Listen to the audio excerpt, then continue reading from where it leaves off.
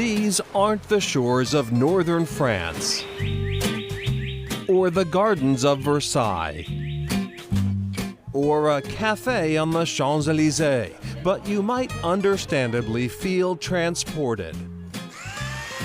Welcome to Groundswell Cafe and Bakery in Tiverton Four Corners, Rhode Island, an 1870-era building and former sandwich shop turned into a croissant, coffee lover, and Francophile's dream. I don't even think David intended it to be as great as it's become. David is David Fearbend, whose Philadelphia-based design firm has worked on such notable projects as High Street Place in Boston, as well as residential, commercial, and open spaces around the world.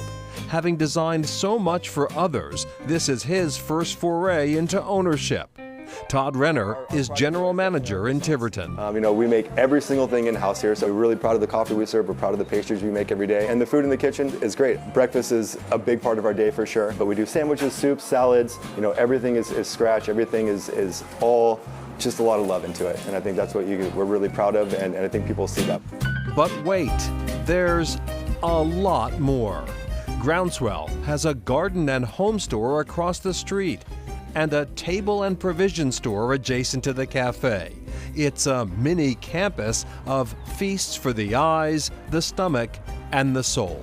Just kind of offer opportunity for people to come down and kind of spend the afternoon with us and spend a couple hours going to each store as well as having lunch. All of which has drawn rave reviews and crowds often out the door. You come here and you feel like you're in France. And the almond croissants are the best. The croissants are the best. And they're muffins. And you always get a good recommendation. Oh, and the pizza. There's a lot. There's a lot to love about it, right? It's a fabulous place to come to and hang out. The food's terrific. What they've done for the area, all of the places they've opened here are wonderful, and it's enhanced Tiverton Four Corners. Tiverton Four Corners may be where this small community comes together, but it's also an apt metaphor for this part of Rhode Island where so much is within striking distance. Little Compton, Portsmouth, Newport, Bristol, and more. It's a great spot for a day trip or an overnight. Being able to make sure that this property is open to everyone is something I really want to do. This property is the 127-acre Mount Hope Farm in Bristol. It was the longtime residence of the Haffenreffer family, pioneering New England brewers and owners of Narragansett beer. But when they were looking to sell the property in the late 90s, a nonprofit was formed to save the historic site from development. Brenda Turquetta is executive director. We maintain the property and care for it so that people from all over can come and walk, whenever they want and get outside and enjoy nature.